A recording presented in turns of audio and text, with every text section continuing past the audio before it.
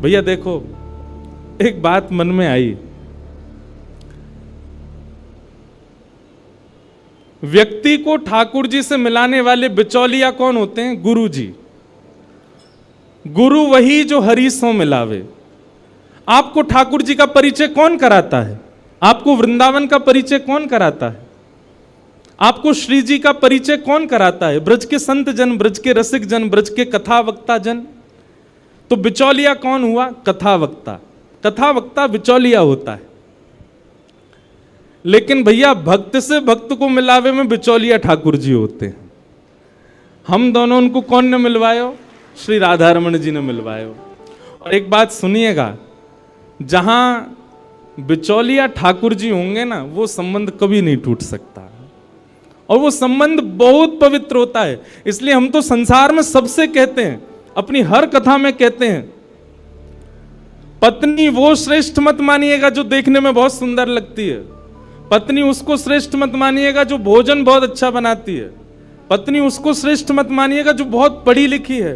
पत्नी वो श्रेष्ठ नहीं है जो समाज परिवार सबको संभाल ले।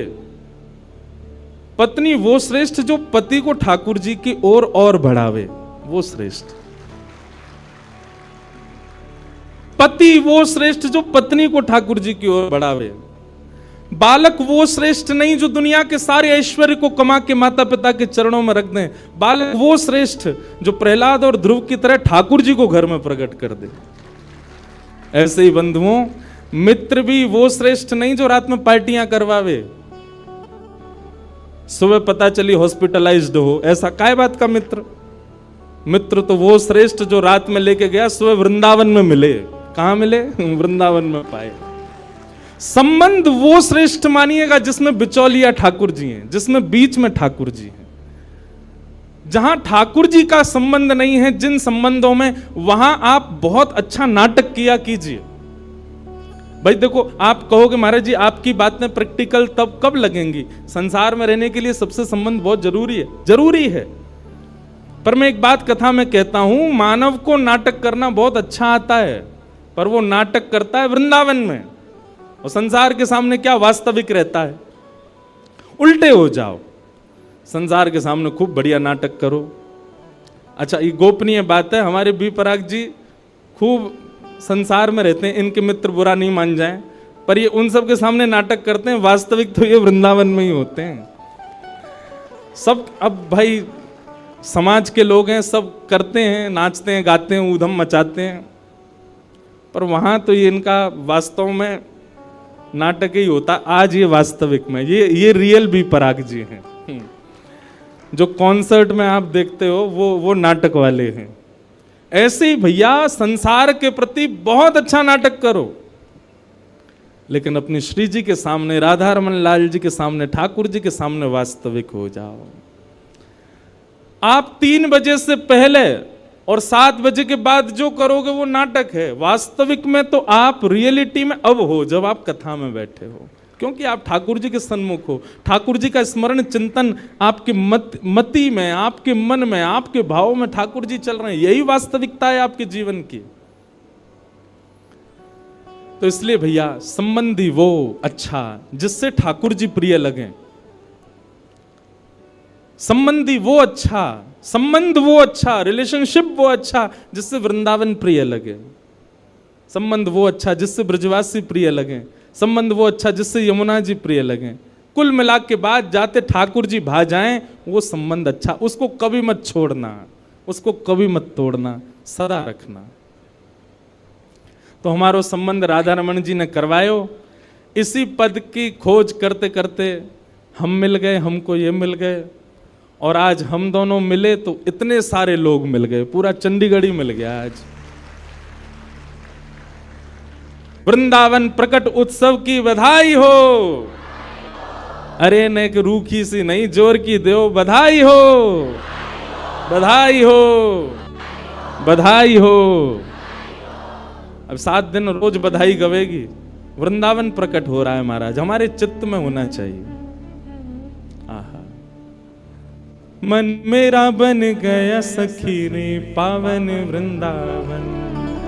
राधा नाचे, कृष्ण नाचे, नाचे गोपी जन, मन मेरा बन गया सखी रे पावन वृंदावन। ओहो मन मेरा बन गया सखी रे पावन वृंदावन। बोलो वृंदावन बिहारी लाल की। आइए अब कथा में प्रवेश करें और फिर बीच बीच कथा में ही वृंदावन के भाव सुनते रहेंगे। श्रीमद् भागवत जी का महात्मा आज हम सुनेंगे और कल से प्रथम स्कंद से कथा शुरू होगी। रोज हमारे भारत के श्रेष्ठ संत जन यहाँ पधारेंगे, आप सबको उनका दर्शन होगा। पर एक बात हमारी बहुत ध्यान से सुनना, हमने अधिकतर संत महापुरुषों को समय दिया है कथा में आने का, क्योंकि सबको आना जाना ही है 3 बजे का, और जब श्रोता ही आएंगे 4 बजे के बाद तो फिर आप लोग ही वंचित रहोगे उनके दर्शन से। इसलिए हम तो 3 बजे, हम तो 2:30 बजे ही आ जाएंगे, यहाँ पे पीछे बैठे रहेंगे, 3 बजे मंच पे आएंगे। इसलिए आप लोग भी 2:30 बजे तक ही कल से आ जाना, ताकि जो भी संत जन महापुरुष कथा वक्ता जन जो यहाँ आ रहे हैं, बंद है रो भैया बार बार, उन लोगों का आप सबको दर्शन और उनके प्रवचनामृत प्राप्त हो जाएं। इसलिए कल से बिल्कुल समय से आइएगा आप लोग। भागवत जी के महात्म्य में प्रवेश करें। प्रथम श्लोक भागवत जी का सब लोग बड़े भाव से मेरे साथ स्मरण करो। सच्चिदानंद रूपाय विश्वोत्पत्त्यादि हेतवे तापत्रय विनाशाय नमः। तापत्रय विनाशाय श्री कृष्णाय वयं नमः। सच्चिदानंद रूपाय, भगवान कैसे हैं? 3 रूप हैं ठाकुर जी के, सत्य, चैतन्य और आनंद। चाहे आप बिहारी जी का दर्शन करो, गोविंद देव जी का दर्शन करो, गोपीनाथ जी, राधा रमण जी, राधा वल्लभ जी, आपके घर के लड्डू गोपाल जी, श्री प्रियालाल जी, सब 3 रूप में व्यवस्थित हैं। उनका स्वरूप विपरीत हो सकता है, उनका श्रृंगार विपरीत हो सकता है, पर रूप 3 ही हैं, सत्य, चैतन्य और आनंद। ठाकुर जी ही सत्य हैं, इस संसार में और कोई सत्य नहीं है। त्रिकालाबाधित सत्य हैं, वे परम सत्य हैं। हम एक बात कथा में कहा करते हैं,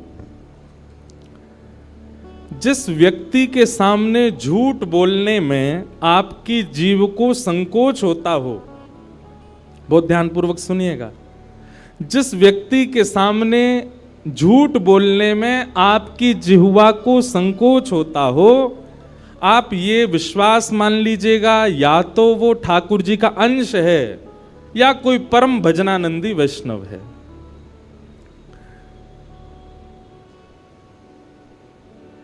हमारा भजन केवल भगवत प्राप्ति नहीं कराता है। आप भजन करते हो, भजन से आपको ठाकुर जी मिल जाएंगे, ये एक बात है, पर दूसरी बात यह भी है कि आप भजन करते हैं तो आप एक ऐसा ऑरा लेकर के चलते हैं कि सामने वाला व्यक्ति आपके उस ऑरे में जब आता है तो असत्य भूल जाता है, वो नहीं बोल पाएगा आपके सामने। सामने वाला व्यक्ति आपके ऑरा में जब आएगा तो वो वह सब नहीं कर पाएगा जो वो रेगुलर बेसिस पर करता है। उस व्यक्ति के चित्त में कहीं ना कहीं ठाकुर जी के प्रति प्रेम प्रकट होता है। इसलिए भजन केवल इसलिए नहीं करना है कि हमको ठाकुर जी मिले, भजन इसलिए भी करना है कि वैष्णव जब चलता है, जब घूमता है, जब विचरण करता है, उसके विचरण से ना जाने कितनों का चित्त पवित्र होता है।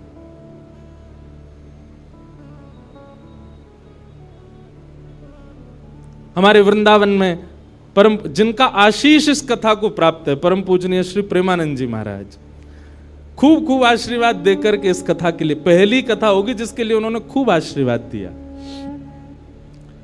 वो जब निकलते हैं, लोगों की स्थिति देखो आप वहां पर, कैसी स्थिति हो जाती है, बस नेत्रों से नीर बहते हैं। और वो नीर कष्ट के नहीं होते, वो नीर पीड़ा के नहीं होते, वो अत्यंत आह्लाद के होते हैं, अत्यंत प्रसन्नता के होते हैं।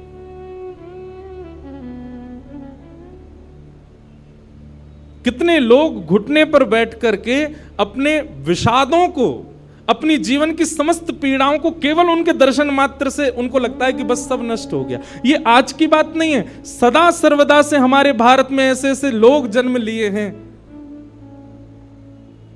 इस्कॉन के स्थापक ऐसी भक्ति वेदांत स्वामी श्री प्रभुपाद, अरे महाराज, विदेश की भूमि पर जाकर के उनके दर्शन मात्र से अंग्ल देश के लोग हरे कृष्ण कृष्ण कृष्ण हरे हरे, हरे राम राम राम हरे हरे महामंत्र का उच्चारण करने, क्या जाने वो कौन कृष्ण, कौन बलराम, कौन यशोदा मैया। बुरा नहीं मानिएगा, दुर्भाग्यवश हम सनातनी लोगों के बच्चे इतना नहीं जानते होंगे, पर भक्ति वेदांत स्वामी श्री प्रभुपाद जी की कृपा से अंग्रेजों के बच्चे, उनको गीता के 700 श्लोक याद है, उनको भगवत गीता कंठस्थ है, उनको ठाकुर जी की पूरी लीलाएं याद है। स्वामी श्री विवेकानंद, किन किन का नाम लें हम, इनकी उपस्थिति मात्र से, इनके आने, रियल इन्फ्लुएंसर इनको कहा जाता है। किनको कहा जाएगा? जो आपकी बुरी आदतों को भी केवल अपनी उपस्थिति मात्र से नष्ट कर दे। अरे बोलना तो बहुत आगे की बात है, प्रवचन करना बहुत आगे, वो खड़े हो जाए सामने, आप कुछ गलत कर नहीं सकते। क्यों? क्योंकि उनके भजन में इतनी सामर्थ्य है, उनके भाव में इतना बल है कि आप उनके सन्मुख कुछ अपशब्द बोले ही नहीं सकते, सोचे नहीं सकते। दुनिया के सामने आप नेत्र बंद करो तो आपके चिंतन में विषय भी आ जाएंगे, आपके चिंतन में सांसारिक वस्तुएं भी आ जाएंगी, पर आप किसी ऐसे वैष्णव के सामने खड़े हो, आप चाहकर के भी विषय का चिंतन नहीं कर सकते, आप चाहकर के भी संसारी भोग विलासों को सोच नहीं सकते। इसलिए भजन केवल इसलिए नहीं करना है कि हमको ठाकुर जी मिलेंगे, भजन इसलिए भी करना है क्योंकि भजन करने से जब आप चलते हैं, फिरते हैं, घूमते हैं, बैठते हैं, उठते हैं, तो आपके भजन के प्रभाव से कितनों पर क्या क्या प्रभाव हो रहा है आप नहीं जानते। भगवान सत्य है, कितना भी बड़ा झूठा व्यक्ति क्यों ना हो, ठाकुर जी के आगे सत्य ही बोलता है, वहां असत्य नहीं बोल सकता। हम एक बात कथा में कहा करते हैं, बहुत ध्यानपूर्वक सुने सब लोग, इधर देखो, यहां देखो, 3 घंटा बस हमको ही देखना है आपको, और बिल्कुल यूं चिंता मत करियो कि हमने ज्यादा देखो तो व्यास जी को नजर लग जाएगी, बिल्कुल नहीं लगेगी। हमारे संग में ठाकुर जी हैं, कारे हैं, या को मतलब कारो काजल संग ही है, तो कोई नजर फजर नहीं लगेगी। आप भाव से कथा सुनो। हाँ, कोई आवे कोई जावे, आपका मन विचलित नहीं होना चाहिए, बड़े भाव से सुनो। तो भगवान सत्य हैं, अत्यंत असत्य बोलने वाला व्यक्ति भी ठाकुर जी के सामने असत्य नहीं बोल सकता, वहां सत्य ही प्रकट होता है। तो मैं कथाओं में कहा करता हूं, 108 माला रोज करने वाला, नित्य तिलक लगाने वाला, कंठी माला धारण करने वाला, एकादशी व्रत करने वाला, हर महीने वृंदावन जाने वाला, उस व्यक्ति का जितना पुण्य है, उस व्यक्ति की जितनी भक्ति है, उस व्यक्ति की जितनी श्रेष्ठता है, उतनी ही श्रेष्ठता उस व्यक्ति की भी है जो सत्य का आचरण करता है। भले ही वो तिलक नहीं लगाता है, भले ही वो एकादशी नहीं रखता है, भले ही वो कंठी नहीं पहन पाता, भले ही वो वृंदावन नहीं जा पाता, पर सत्य वचन बोलता है, सत्य का आचरण करता है, ऐसा व्यक्ति भी पुण्यात्मा है, ऐसा व्यक्ति भी साधक है। क्यों? वो सत्य की उपासना कर रहा है। तो भगवान का पहला स्वरूप क्या है? सत्य। वे सत्य हैं। और कैसे सत्य? बोले त्रिकालाबाधित सत्य हैं। जब हम नहीं थे वृंदावन तब भी था, आज हम हैं वृंदावन आज भी है, हम नहीं रहेंगे वृंदावन बिहारी लाल, कुंज बिहारी लाल, राधा रमन लाल तब भी रहेंगे। अरे जब ये स्वरूप प्रकट नहीं हुए थे वृंदावन तब भी था। वृंदावन कोई ब्रह्मा की बनाई कृति नहीं है। वृंदावन को तो हमारी श्यामा जी ने अपने स्वयं के निज कर से बनाया है। वृंदावन का एक एक कण, वृंदावन में एक एक पौधा, वृंदावन की एक एक गली कूचा, वृंदावन की एक एक वस्तु श्री जी ने पधराई है। इसलिए उसके प्रति कभी दुर्भावना नहीं लानी चाहिए चित्त में।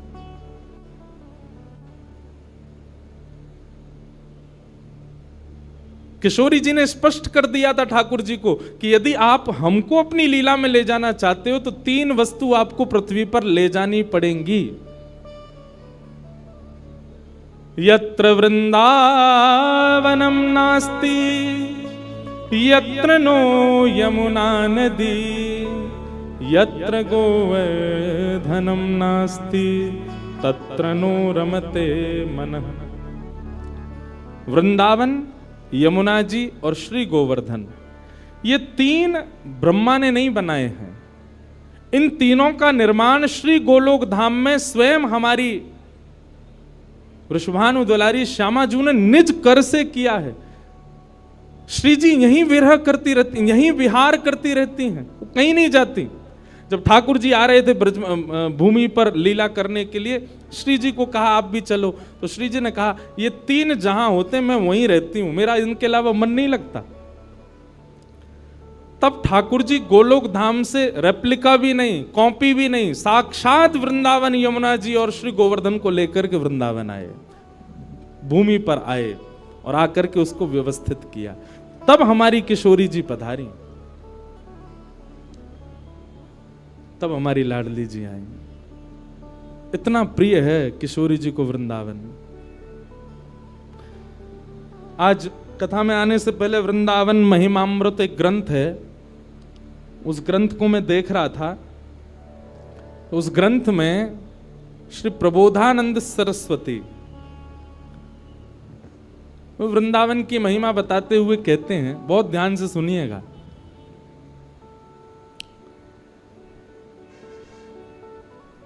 इस दुनिया में सबसे बड़ा आश्चर्य क्या है? इस दुनिया में सबसे बड़ा आश्चर्य है भगवान, सबसे बड़े आश्चर्य। और उन आश्चर्य रूपी भगवान ने दुनिया बनाई तो निश्चित है कि दुनिया भी आश्चर्य रूप से भरपूर है। वो 7 वंडर्स नहीं, 7 आश्चर्य नहीं जो लोग देखने जाते हैं, पर दुनिया में हर वस्तु, मैं भी आश्चर्य हूं, आप भी आश्चर्य हो, हम सब आश्चर्य हैं। क्योंकि हमको आश्चर्य रूपी भगवान ने बनाया है। आश्चर्य का मतलब समझते हैं ना? आश्चर्य रूपी भगवान ने सृष्टि को बनाया तो निश्चित है कि सृष्टि आश्चर्यजनक है। आश्चर्यजनक भगवान ने आश्चर्यजनक सृष्टि को बनाया, पर ऐसे आश्चर्यजनक भगवान जिनको देख के ब्रह्मा भी आश्चर्यचकित हो जाता है, वह श्री कृष्ण भी वृंदावन को देख करके आश्चर्य में रहते हैं। वह श्री जी भी वृंदावन को देख करके आश्चर्य में रहती हैं। वह सब सखियां भी, बलराम जी भी, ये सब वृंदावन को देख करके आश्चर्य में रहते हैं कि ये कैसा है। श्रीमद् भागवत में केवल वृंदावन के लिए लिखा है, वृंदावनम संप्रविश्य सर्वकाल सुखावम। ठाकुर जी इतने प्रसन्न हुए, जैसे ही वृंदावन आए तो वृंदावन आते ही ठाकुर जी की प्रसन्नता में नेत्रों से अश्रुबिंदु प्रकट हो गए। इतने प्रसन्न हो गए ठाकुर जी। और वृंदावन में ठाकुर जी को कुछ करना, वो तो बात की बात है, बस ठाकुर जी को बैठे रहना ही पसंद है। वहां की ब्यार चलती रहे, वृंदावन के वृक्ष झूमते रहें, वृंदावन में ठाकुर जी को बैठना प्रिय है, केवल देखते रहना प्रिय है। इतना प्रिय है ठाकुर जी को वृंदावन। ऐसा वृंदावन, तो वृंदावन भी सत्य है। जैसे ठाकुर जी का स्वरूप सत्य है, वृंदावन भी सत्य है। क्यों? हजारों लोग वृंदावन जाते हैं और सबके चित्त में वृंदावन ऐसे घर करके बैठ जाता है। जो एक बार जावे, वृंदावन में भीड़ खूब, वृंदावन में व्यवस्था इतनी ज्यादा नहीं है, वृंदावन में प्रशासन के इतने वो हैं। बिहारी जी भी अगर दर्शन करना हो तो बहुत योजनाएं बनानी पड़ती, पर फिर भी वृंदावन सबको इतना प्रिय क्यों है? क्योंकि वह वृंदावन ठाकुर जी को अति प्रिय है। इसीलिए जब वृंदावन रसामृत पद लिखा गया तो उस पद की प्रथम पंक्ति में यही शब्द आए, श्यामा हृदय कमल सो प्रगट्यो। हम विश्राम में पूरा गाएंगे, पर अभी एक भाव है, श्यामा हृदय कमल सो प्रगट्यो, श्याम हृदय को भाई, वृंदावन प्यारो वृंदावन, श्री वृंदावन मेरो वृंदावन। वृंदावन किशोरी जी के हृदय से प्रकट हुआ है, और जब किशोरी जी के हृदय से वृंदावन प्रकट हुआ तो ठाकुर जी को वृंदावन ने इतना भाया, इतना भाया, इतना भाया। अरे भैया, किसी को कोई स्थान भा जाए तो वो वहां एक घर बनाता है। जैसे चंडीगढ़ के लोगों को शिमला भा जाए तो शिमला में एक घर बना लेते, ज्यादा पैसा आ जाए तो। और पैसा नहीं भी आए तो उसका ड्रीम क्या होता, पैसा आएगा तो सबसे पहले क्या करेंगे, बोलो, शिमला में घर बनाएंगे।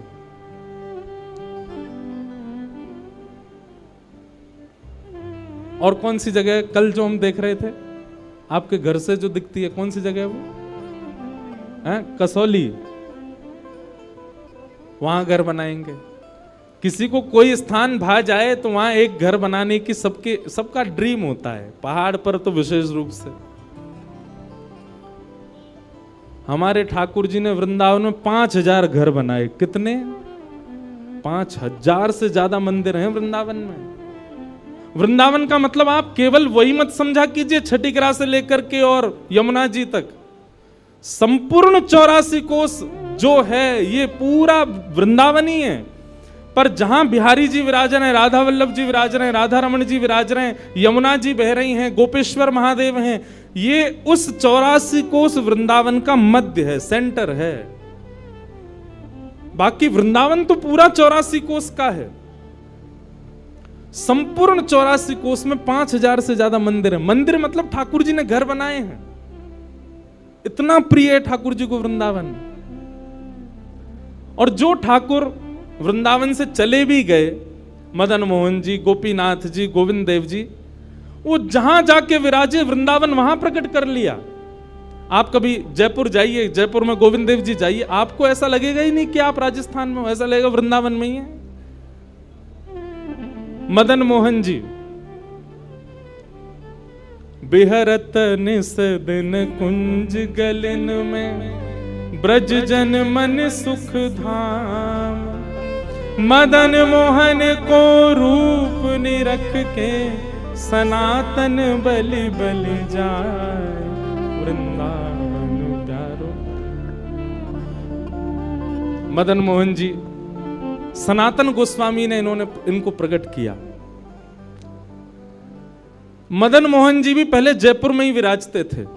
गोपीनाथ जी, गोविंद देव जी और श्री मदन मोहन जी तीनों जयपुर में ही थे। बहुत ध्यान से सुनिए सब लोग। तो जयपुर के राजा की पुत्री मदन मोहन जी की सेवा करती थी। मदन मोहन जी कोई लाड़ लड़ाती, पूरे दिन उन्हीं को सजाती रहती, उन्हीं का श्रृंगार करती, सेवा करती। राजा स्वयं गोविंद देव जी की सेवा करते और उनकी जो पत्नी थी वो गोपीनाथ जी की, मतलब पूरा परिवार ही तीनों ठाकुर की सेवा करते थे। अलग अलग भवन में, अलग अलग महलों में ठाकुर जी विराजते थे। तो राजा की पुत्री का विवाह हुआ करौली राजस्थान में, जहां मदन मोहन जी अभी विराजते हैं। तो राजा की पुत्री का जब विवाह हुआ तो पुत्री से राजा ने कहा, बिटिया ये बताओ तुम्हारा विवाह है, तुमको हम दहेज में क्या दें? वैसे तो हमने सब दिया, लेकिन फिर भी तुम्हारी कोई इच्छा हो तो मांगो। उसने कहा, पिताजी मुझे सबसे ज्यादा प्रेम श्री मदन मोहन जी से है। आप माता जी और पूरा परिवार गोविंद देव जी, गोपीनाथ जी की सेवा किया करो। मदन मोहन जी को मैं ले जाऊं अपने साथ, अपने ससुराल में इनकी सेवा करूंगी। बड़ी अच्छी कथा है, ध्यान से सुनना। राजा रोने लगा, अपनी पुत्री के चरणों में सर झुका के बोला, मुझे क्षमा कर दे। पुत्री तू जो मांगेगी सो दूंगा, पर ये मेरे हृदय हैं, मैं इनको नहीं दे सकता। मैं वृंदावन से मुगलों से बचा करके इनको लेके आया हूं। वैसे तो ठाकुर जी को बचने की कोई आवश्यकता, ठाकुर जी कृपा करके आए हैं जयपुर में राजा के ऊपर, पर इनको देख करके मेरे प्राण बचते हैं। तू जो मांगेगी सो दे दूंगा। पर मदन मोहन जी बोले, पिताजी गोविंद देव जी, गोपीनाथ जी हैं ना आपके पास में? मदन, एक ठाकुर जी मुझको दे दो। यहां राजा की जिद हो गई, नहीं दूंगा। पुत्री की जिद हो गई कि मुझे तो चाहिए, नहीं तो मैं विदाई नहीं होंगी। राजा की पत्नी ने भी कहा, अब इतनी कह रही है तो आप दे दीजिए ना, हमारे पास 2 ठाकुर हैं, इनकी सेवा हम करेंगे विस्तार से। और वैसे भी मदन मोहन जी की पूरी सेवा बचपन से उसने ही की है। तो राजा ने एक प्रस्ताव रखा। बोले, अच्छा पुत्री एक काम करते हैं। बोले, क्या? मैं तेरी आंख पे पट्टी बांधूंगा और आंख पे पट्टी बांध करके मदन मोहन जी जैसे 7 स्वरूप तेरे सामने खड़ा करूंगा, जिनमें से 6 स्वरूप जो होंगे वो मैं बनवाऊंगा और 1 स्वरूप वास्तविक मदन मोहन जी होंगे। आंख पे पट्टी बांध करके तुझे स्पर्श करके अगर तूने असली मदन मोहन जी को पहचान लिया तो मैं ये मान जाऊंगा कि तू नहीं, ठाकुर जी तेरे संग जाना चाहते हैं। ठाकुर जी की इच्छा पता चल जाएगी। तो राजकुमारी बोली, ठीक है, आप ये प्रयोजन कीजिए। राजा ने महाराज कारीगरों को बुलवाया और मदन मोहन जी के डिट्टो कॉपी 6 स्वरूप बनवाए और 6 स्वरूप बनवा करके मदन मोहन जी सहित 7 स्वरूपों को खड़ा किया। पुत्री के आंख पर पट्टी बांध दी, एक जैसा इत्र, एक जैसी पोशाक, एक जैसा मुकुट, एक जैसा श्रृंगार, सब कुछ बिल्कुल एक जैसा। और कहा, पुत्री अब तू इनमें से जो 7 में से पहचान लेगी, अगर असली तूने पहचान लिए तो मैं तेरे संग भेज दूंगा। उसने हाँ तो बोल दिया, लेकिन वो कांपने लगी, घबराने लगी। जैसे ही उसने नेत्रबंद किए तो कथा ऐसी है कि वो रात्रि में जब सोई, अगले दिन परीक्षण होना था, तो रात्रि में जब सोई तो बहुत रोई और ठाकुर जी से कहने लगी, नाथ मैं आपसे बहुत प्रेम करती हूं, मैं आपके बगैर नहीं रह सकती, पर मेरे पिताजी की बहुत जिद है। अब कहीं मैं आपको नहीं पहचान पाई, मेरे तो प्राण ही निकल जाएंगे, विदा होना तो बहुत दूर की बात है।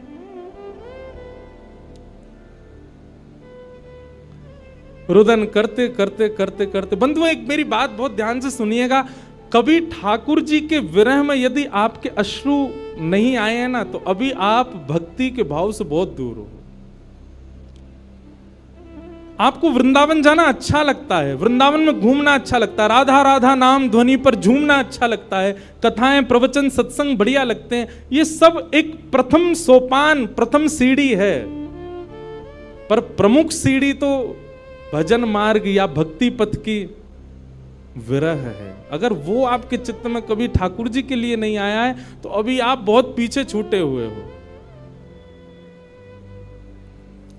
रात भर रोती रही और रुदन करते करते, नाथ मैं कैसे पहचानूंगी कि आप सत्य कौन से हो। मदन मोहन जी उसके स्वप्न में आ गए और स्वप्न में आकर के बोले, तू चिंता मत करे, तेरो ही मन ना है मोह ले जावे को, मेरो भी मन है रो तेरे संग जावे को। अरे जे सब मेरी सेवा तो करें, पर तेरी जैसी सेवा तो कोई करेगा ना, मेरो भी बड़ो मन है तेरे संग चलवे को। तो उसने कहा, तो नाथ कुछ कृपा तो करो। बोले, हाँ मैं एक काम करूंगा। बोले, कहा तू सबरे स्वरूपन को जब स्पर्श करेगी ना, तो असली मदन मोहन जो मैं हूं, तू मेरे हाथन को स्पर्श करियो। तो हाथ कैसे? ऐसे। ठाकुर जी त्रिभंग लली ठाकुर जी हैं। तो ठाकुर जी बोले, तू मेरे हाथन को स्पर्श करियो, तो जितने मेरे अन्य स्वरूप हैं 6, वो तो ऐसे ही रहेंगे, लेकिन जैसे ही तू वास्तविक मेरे सामने आवेगी, सो मैं अपनी इकन्नी उंगली उठा दूंगा, अपनी कोने वाली उंगली उठा दूंगा।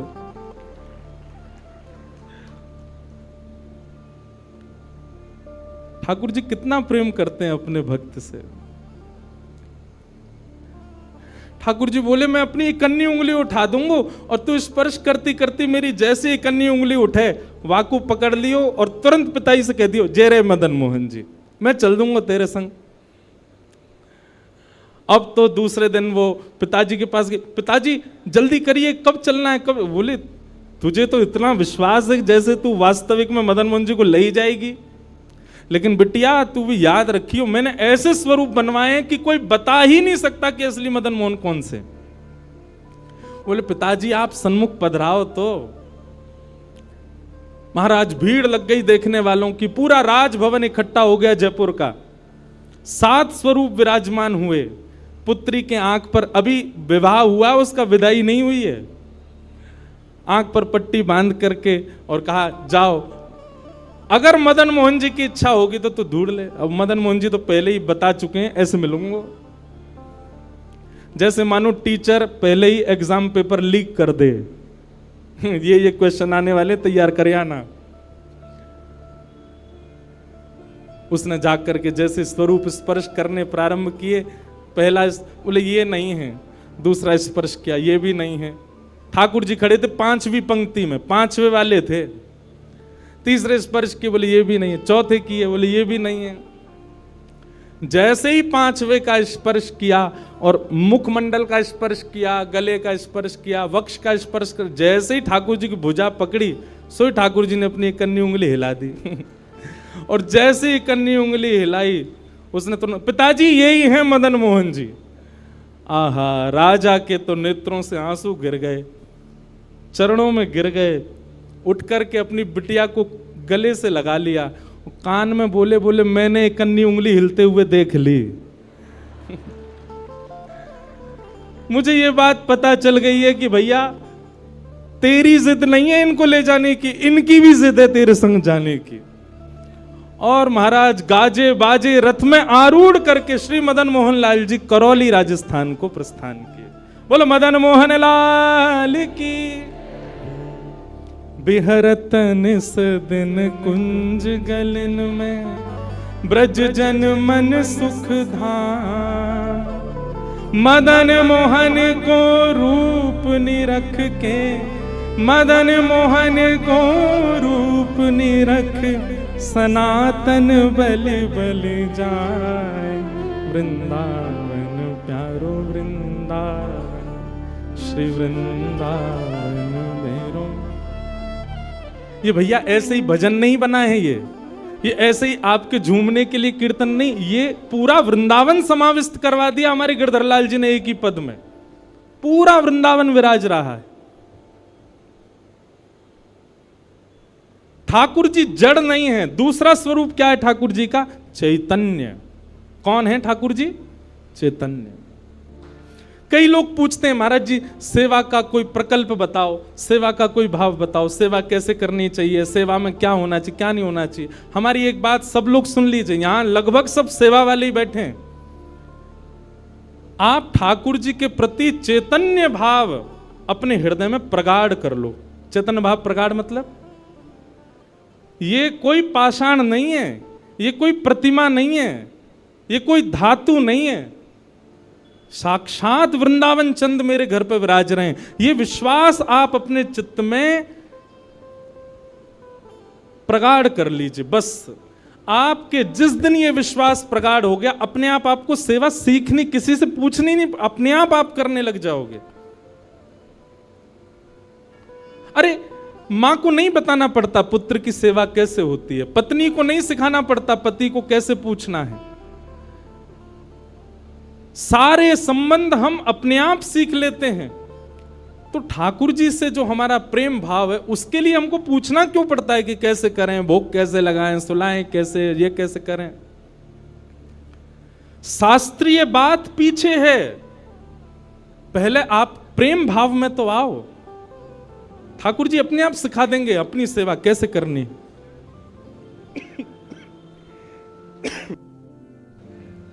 प्रेम भाव, उनके प्रति पाषाण की बुद्धि मत रखो, चैतन्य भाव रखो। जैसे आपके चित्त में चैतन्य भाव आया कि ये तो चलते फिरते उठते बैठते सब करते हैं, केवल मेरे सामने ऐसे खड़े हो जाते हैं मूर्तिमंत होकर के। मानो ये ठाकुर जी मुझसे कह रहे हैं कि तू अपनो इतनो प्रेम मुझको प्रदान कर कि मैं चलन लगूं, मैं फिरन लगूं। सब लोग एक बात याद रखिएगा, जिसके भी घर में ठाकुर जी की सेवा है, ठाकुर जी हमको चैलेंज करते हैं, अगर तो में सामर्थ्य हो तो अपनी भक्ति से, अपने भाव से, अपने अपने समस्त प्रयासों से तू मुझे चलवा के दिखा दे, तू मुझे बुलवा के दिखा दे।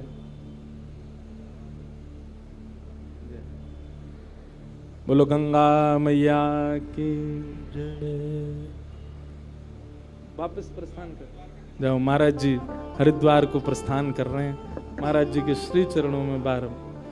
हाँ आऊंगा महाराज जी, मैं दिसंबर में आऊंगा जल्दी।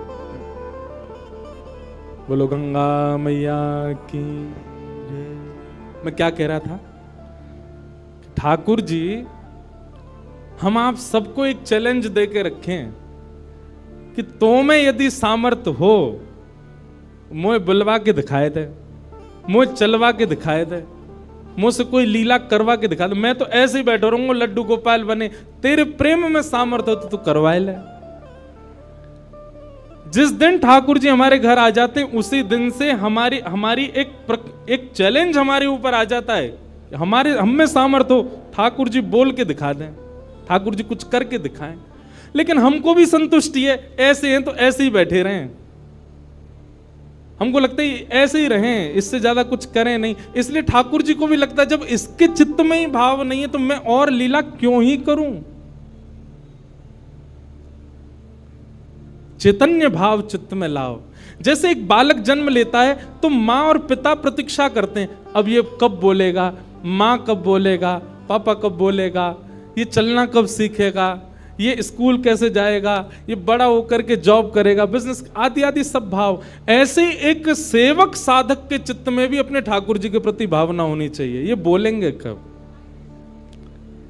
हम एक बधाई गाते हैं ना नंदोत्सव में, उस बधाई में एक पंक्ति गाते हैं, धन्य घड़ी जब होए यशोदा मैया कह के बोले, नूपुर बांध दो चरणन में घुट मन डोले, नूपुर बांध दो चरणन में घुट मन डोले, पकड़े बाबा की उंगरिया तेरो ललना जुग जुग जीवेरी यशोदा मैया तेरो ललना। स्वामी जी हरिदास जी जब सेवा करते थे ना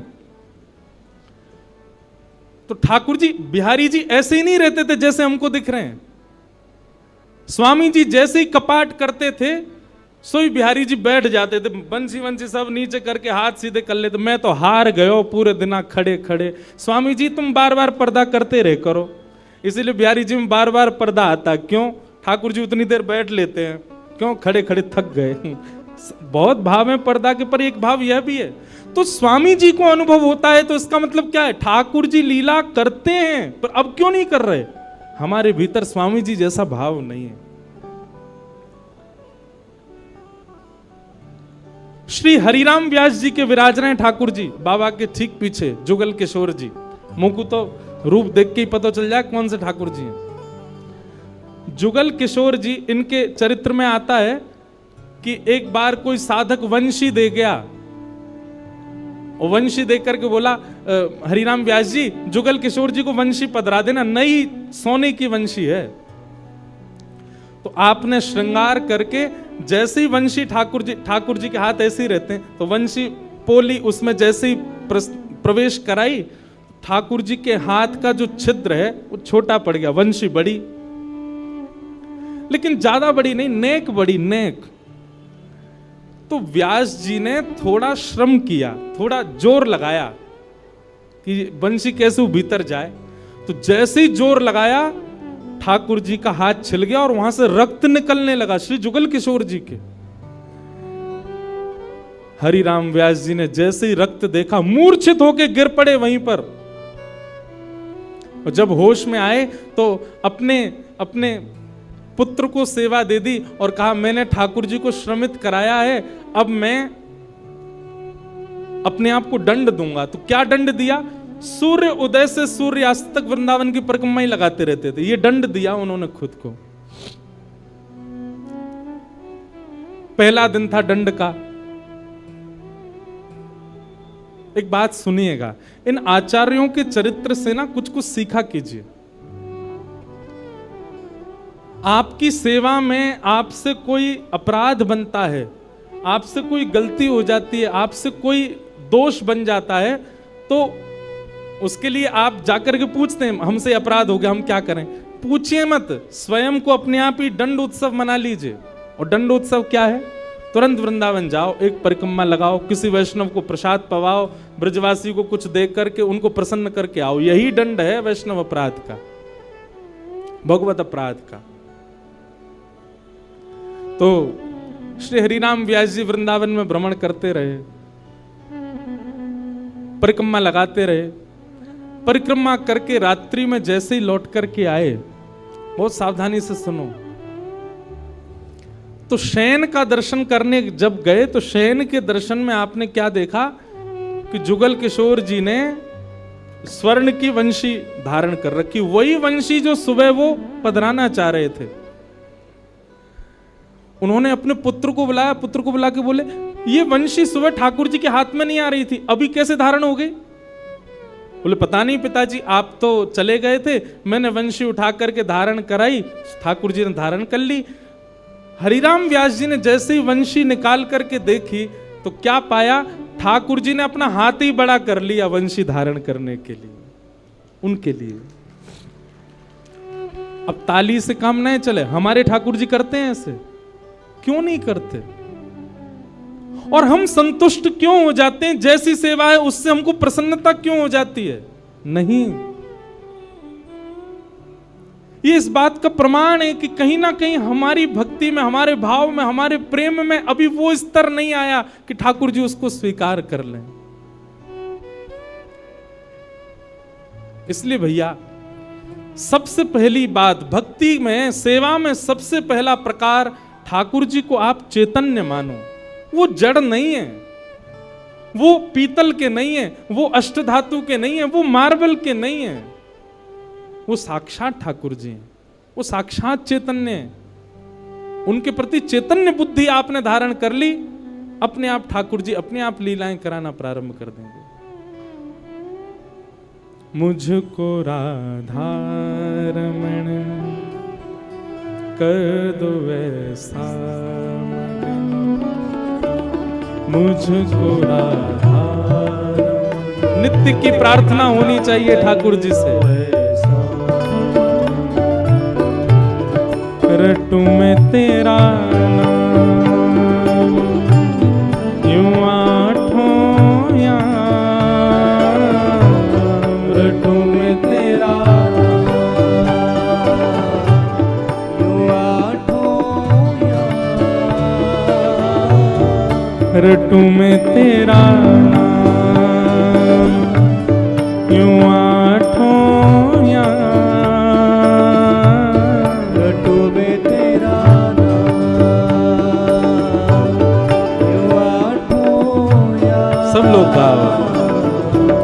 मुझको राधा रमन कर दो वैसा मगन, मुझको राधा कर दो वैसा। हो करुणा निधान मुझ पे कृपा कर रीजिए,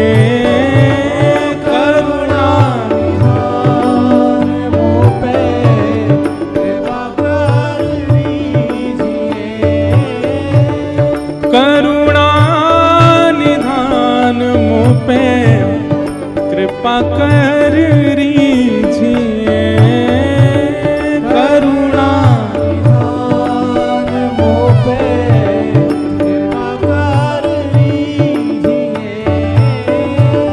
ब्रज में बसा के मोहे सेवा सुख दीजिए, ब्रज में बसा के मोहे सेवा सुख दीजिए, ओ ब्रज में बसा के मोहे सेवा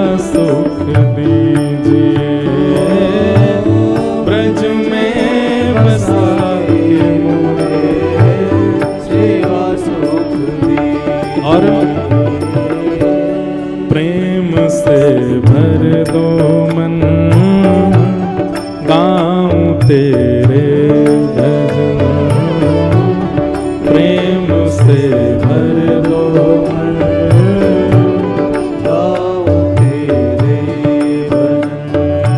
ओ रटूं मैं तेरा नाम यूं आठों याम, रटूं मैं तेरा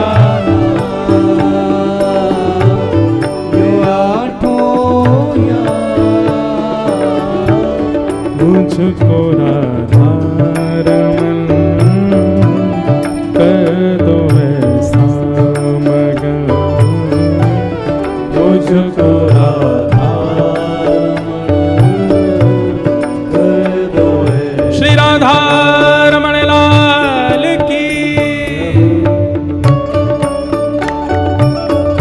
करताल बजा के गाओ।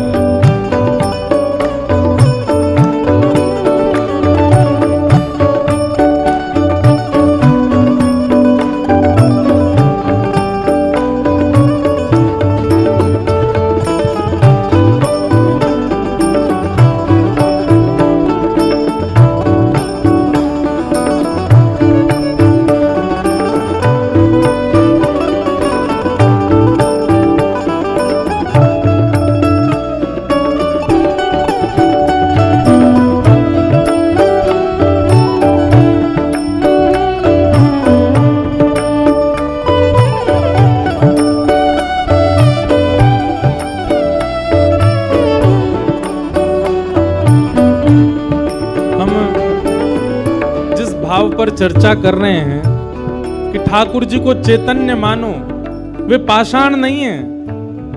वे पाषाण तो हमारे लिए बनकर के खड़े हैं कि तू अपने प्रेम से मुझे चैतन्य बना। वो चैतन्य ही हैं और उसी भाव की पूर्ति इस पद के दूसरे भाव में, दूसरे अंतरे में होती है। भाव से गाओ सब लोग। भाव भरे भूषणों से आपको सजाऊं मैं, भाव भरे भूषणों से आपको सजाऊं मैं, भाव भरे भूषणों से आपको सजाऊं मैं, भाव भरे भूषणों से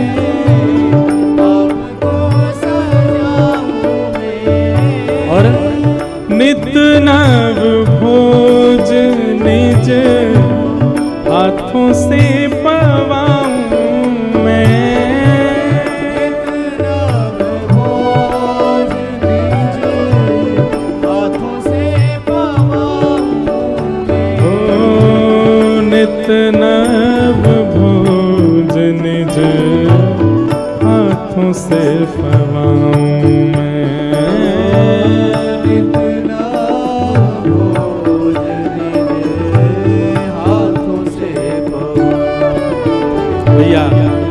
हम सबके लाल जी पूरे दिना खड़े रहे और कोई के लड्डू गोपाल हैं तो पूरे दिना बैठे रहे, उनके पामन में दर्द ना हो तो ऐसी भावना हमारे चित्त में नहीं आती कभी। नित्य की सेवा में एक काम किया कीजिए, रोज रात्रि अपने ठाकुर जी के चरण जरूर दबाया कीजिए। सिंथेटिक नहीं पर असली वाला इत्र मंगाइए, थोड़ा महंगा आएगा, मंगवाओ ठाकुर जी की सेवा के लिए। और चरणों में इत्र लगा करके और फिर बड़े धीमे धीमे उंगलियों से। अच्छा एक बात और है, हमारे पुष्टि मार्ग के आचार्य कहते हैं ठाकुर जी की सेवा में अंगूठा का प्रयोग नहीं होना चाहिए। क्यों? कहीं भी जोर लगाना होता है हम अंगूठा का ही प्रयोग करते हैं। ठाकुर जी की सेवा में अगर आप अंगूठा लगाते हो ठाकुर जी को पीड़ा होती होगी, लग जाती होगी, इसलिए उंगलियों से सेवा का ही निधान होना चाहिए। कहीं उठा करके भी रखें तो अंगूठा से ठाकुर जी को बड़े आराम से स्पर्श करना चाहिए। शास्त्र हमारे आचार्य तो ऐसा कहते हैं कि अगर आपने अंगूठा का प्रयोग किया भी है तो श्रृंगार के बाद ठाकुर जी का एक अलग से भोग लगाओ। किस बात का? श्रम भोग। ठाकुर जी आपको दर्द हो गया होगा, हमने अंगूठा से दबाया आपको, इसलिए मंदिरों में श्रम भोग आता है। बेचारो बहुत हमारो ठाकुर वृंदावन को बड़ो हल्को सो नेक में हार जाए, नेक जोर ते सर दबाए दो, हाथ दबाए दो, पाम दबाए, थक जाए इतने में तो श्रम भोग लाओ। नित्य रात्रि में ठाकुर जी को शयन से पहले चरणों में इत्र जरूर सेवा किया करो। श्रृंगार कोई कर जाए, भोग कोई बनावे, पर रात्रि शयन तो सेवक को स्वयं कराने चाहिए। दाबु तुमरे चरण करो जब तुम शयन, दाबु तुमरे चरण करो जब तुम शयन, ओ दाबु तुमरे चरण करो जब तुम शयन, दाबु तुमरे चरण करो जब तुम शयन, और तुम तेरा नाम यूं आठों याम, तुम तेरा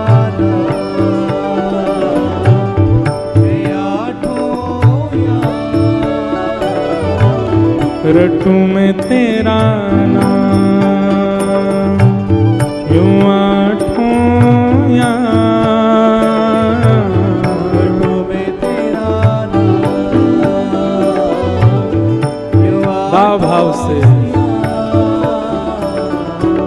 मुझको राधार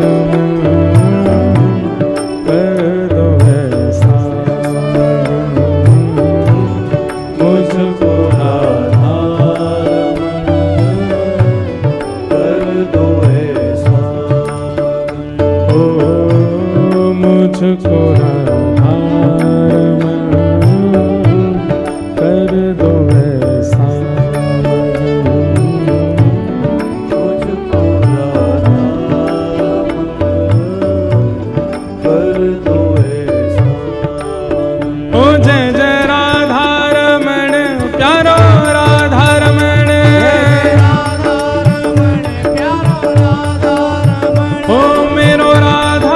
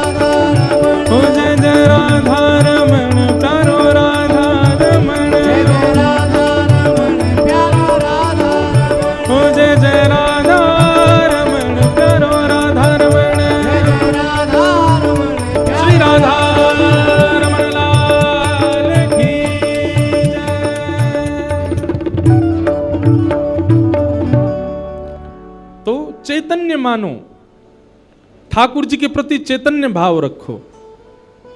और एक काम और किया कीजिए शयन में, ठाकुर जी की चरण सेवा तो करनी है, और संग ही संग क्या करोगे, जैसे यशोदा मैया लाल जी को कोई कहानी सुनाती है, ऐसे ही आप कथा सुन के जाते हैं, या यूट्यूब पर भी सुनते हैं, कहीं भी सुनते, कोई चरित्र सुनते हैं आप, लीला, वो लीला ठाकुर जी को सुनाया करो। अब कई लोग क्या करते हैं, कथा चालू करके फोन में ठाकुर जी के आगे धर देते हैं। अच्छी बात है, हमारी हाजिरी लग जाती है आपके ठाकुर जी पर शयन के समय तो आप अपने ठाकुर जी को स्वयं कथा सुनाओ। जैसे बालक को माँ से कहानियां सुनकर के नींद आती है, वैसे ही हमारे घर के ठाकुर जी, बंधुओं देखो, मंगला में जब ठाकुर जी सुबह सुबह उठते हैं ना, उस समय आप कौन हो? उस समय आप गोपी का स्वरूप हो। सभी साधक बहुत ध्यान से सुनिएगा। मंगला में ठाकुर जी के उत्थाप, सुबह सुबह उठाने के समय आप गोपी स्वरूप धारण करके ठाकुर जी को उठाओ। मध्याह्न में श्रृंगार के बाद आप ठाकुर जी के सन्मुख श्री जी के भाव से या सहचरी के भाव से जाओ, और रात्रि शयन के समय ठाकुर जी के सन्मुख श्री यशोदा जी के भाव से जाओ। इन 3 भाव से ठाकुर जी की सेवा में प्रस्तुत होना चाहिए। सुबह गोपी के भाव से या फिर ग्वाल के भाव से, ग्वाला के भाव से ठाकुर जी को उठा रहे हैं, लाला बोर है गई, जल्दी चल गैया चरावे चलना है, इस भाव से उठाओ। या कोई गोपी के भाव से कि लाला मैंने ऐसो माखन निकारो, तू चोरी करेगा ना, इस भाव से उठाओ। मध्याह्न के समय कोई ब्रज की गोपी या फिर कोई सहचरी ललिता विशाखा या श्री जी के भाव से ठाकुर जी को रूप दर्शन करके, श्रृंगार दर्शन करके बार बार बलैया लो। एक प्रियतमा के भाव से ठाकुर जी का दर्शन करो, और रात्रि शयन के समय यशोदा के भाव से ठाकुर जी को सुलाओ। ठाकुर जी को कोई कथा सुनाओ, लीला सुनाओ, पद सुनाओ और चरण सेवा करो। चैतन्य। और ठाकुर जी का तीसरा स्वरूप क्या है? आनंद। तो सत परमात्मा, सत राधा रमण लाल, सत वृंदावन चंद को यदि आपने चैतन्य मान लिया, 3 रूप बताए ना, सच्चिदानंद, तो सत परमात्मा को यदि आपने चैतन्य मान लिया तो सत परमात्मा ही चैतन्य बन के आपको आनंद प्रदान करने लगे, वही आनंद देगा। अभी हमारी सेवा में हमको सुख मिलता है, अभी हमारी सेवा में हमको संतुष्टि होती है, पर जिस दिन आनंद आने लगेगा संतुष्टि नहीं मिलेगी, आपको लगेगा कोई कमी रह गई, अभी और कुछ करना है ठाकुर जी की सेवा में, और ये भाव प्रस्तुत करने। तो सच्चिदानंद रूपाय, भगवान के 3 रूप हैं। सच्चिदानंद, विश्वोत्पत्त्यादि हेतवे, भगवान के काम क्या है? रूप 3, कर्म भी 3, विश्व को बनाना, पालन करना और संहार करना। तापत्रय विनाशाय, 3 प्रकार के तापों का उपशमन करने वाले ऐसे श्री कृष्णाय वयम नमः, श्री कृष्ण को हम बारंबार प्रणाम करते हैं। इस प्रकार भागवत जी में प्रथम श्लोक महात्म में ठाकुर जी को वंदन किया गया। आज महात्म है, मतलब कथा क्यों सुनी जाती है, उसका महत्व क्या है, बहुत सावधानी से सुनिएगा। हम आप मानवों के कल्याण के लिए श्रीमद् भागवत की रचना हुई। भागवत जी कई रूपों में हमें पुष्ट करती हैं। उन्हीं भावों को बताते हुए आगे के सत्र में बताते हैं, आगे के प्रसंग में बताते हैं कि एक बार नारद जी महाराज भ्रमण करते करते बद्रीनाथ गए, और बद्रीनाथ में उनको भगवान का प्रथम अवतार मिला। भगवान के प्रथम अवतार कौन है बताओ? 24 अवतारों के सबको पता है, 24 अवतार हैं, दशावतार हैं। प्रथम अवतार कौन सा है भगवान का? सनक, सनंदन, सनातन, सनत कुमार। इनको हम पूरा नाम, चार छोटे छोटे बालक हैं, छोटे छोटे भाई हैं, सब जानते ही होंगे। इनको हम सनत कुमार कहते हैं। क्या कहते हैं? सनत कुमार। ये भगवान के प्रथम अवतार। क्योंकि ब्रह्मा जी ने जब मानव बनाए तो सबसे पहले सनत कुमारों को बनाया, इसलिए सनत कुमारों को भगवान की उपाधि दे दी। ये कौन है? बोले परमात्मा हैं। तो ये आज भी बद्रीनाथ में विराजते हैं सनत कुमार, तपस्वियों को दर्शन होता है। तो नारद जी महाराज बद्रीनाथ गए, और बद्रीनाथ में सनत कुमारों ने जैसे नारद जी को देखा तो नारद जी का मुख देख करके सनत कुमार बोले कि आप बड़े दुखी लग रहे हो, बड़े पीड़ा में लग रहे हो, क्या बात है? तब नारद जी ने अपना कष्ट बताया। अहम तुम पृथ्वीं यातो ज्ञात्वा सर्वोत्तमामिति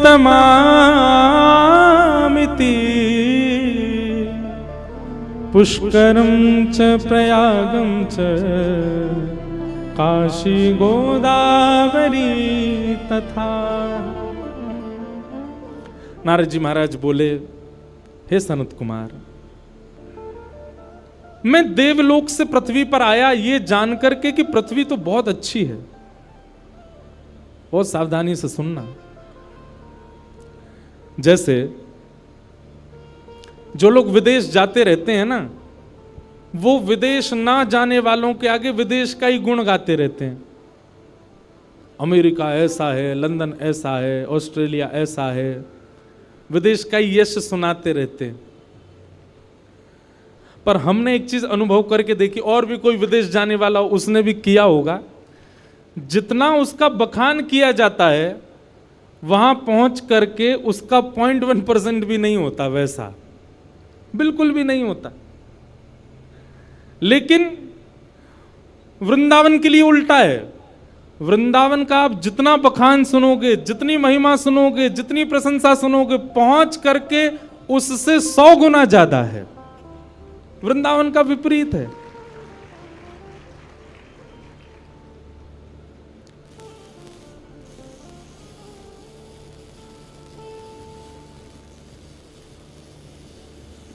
काय हो भैया, बोलो वृंदावन बिहारी लाल की जय। हम एक बात कहते हैं, इधर देखो, कथा में लाइट जावे, चिर्र मिर्र होती रहे, कभी कोई आते आते गिर जाए, माइक बंद हो जाए, तो यही समझना चाहिए ठाकुर जी घूम रहे हैं पंडाल में। क्यों भाई? दैवी शक्ति है, और दैवी शक्ति कहीं आ जाए तो निश्चित है कि ये संसारी वस्तुएं अपने आप ही डामाडोल तो होंगी। दैवी शक्ति हमारे पास भी आ जाए, हमारा स्पर्श कर ले, तो हम भी स्थिर तो नहीं रह सकते। हमारे भी नेत्रों से आंसू, कई लोग पूछते हैं बहुत आंसू आते ठाकुर जी को देखते, यही समझना चाहिए ठाकुर जी छू रहे हैं आपको, इसलिए आ रहे हैं आंसू। लेकिन संसार के लिए रोवे वारे इनकी नहीं है ये बात। 31 सेक्टर वाली छोड़ के चली गई, रो रहे हैं ठाकुर जी ने छुआ है मुझको। नहीं नहीं, ठाकुर जी ने नहीं छुआ है। ठाकुर जी ने छुआ ये कब जानो? जब वे वजह वृंदावन को याद करके स्वयं भगवान बताते हैं। जैसे ठाकुर जी का रूप स्वरूप महिमा कथा में हम बताते हैं, ऐसे ठाकुर जी अपने भक्त का लक्षण बताते हैं। क्या कहते हैं? वाग्गदगदा द्रवति यस्य चित्तं रुदत्य भिक्ष्णं हसति क्वचित् विलज्ज उद्गायत नृत्यते च मद्भक्ति युक्तो भुवनम पुनातु।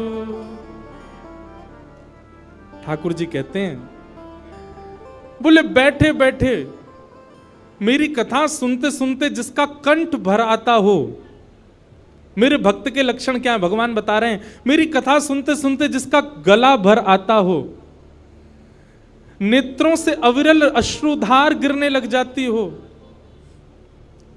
और अश्रुधार गिरते गिरते गला भरे भरे तभी मेरी कोई मधुर लीला सुन के रुदन करते करते हंसने लग जाता हो, और वही लीला सुनते सुनते चरम स्थिति में आकर के भुजा उठा करके उन्माद नृत्य करता हो, कभी हंसने लग जाए कभी रोने लग जाए, भुजा उठा करके बिना चिंता किए कौन क्या कहेगा मेरे संकीर्तन में नृत्य करने लग जाए। भगवान कहते हैं मद भक्ति युक्तो, वो मेरा भक्त है, जिसके नेत्र से बिना किसी कारण के बस मेरी याद में अश्रु आ जाते हों, वो मेरा भक्त है। तो ठाकुर जी स्पर्श करेंगे तो निश्चित है कि अश्रु आने हैं। तो भगवान का आगमन होता है तो ही ऐसा होता है पंडाल में। तो हम क्या बता रहे थे कि जिस प्रकार आप विदेश की बहुत प्रशंसा सुनते हैं, पर जब आप वहां जाएंगे तो आपको अनुभव होगा कि जो सुना था वैसा कुछ भी नहीं है, बिल्कुल विपरीत है। ठीक वैसे ही देवलोक में पृथ्वी की बहुत महिमा गाई जाती है। ये देवता आपस में बैठे बैठे हम आप सबकी बड़ी महिमा गाते हैं, बोले इंसान कितने भाग्यशाली, इनको दर्शन करने के लिए बद्रीनाथ, केदारनाथ, वृंदावन, श्रीनाथ द्वारा दक्षिण में चले जाओ, तिरुपति बालाजी, वैष्णो देवी उत्तर भारत में, अमरनाथ, कितने सारे दर्शन के स्थान हैं। ये जब जहां चाहें जा सकते हैं, जब चाहें कथा सुन सकते हैं, जब चाहें अपने गुरुदेव के स्थान पर जा सकते हैं। इनके लिए कितने सौभाग्य की बात है, क्योंकि देवता सब जगह नहीं जा सकते।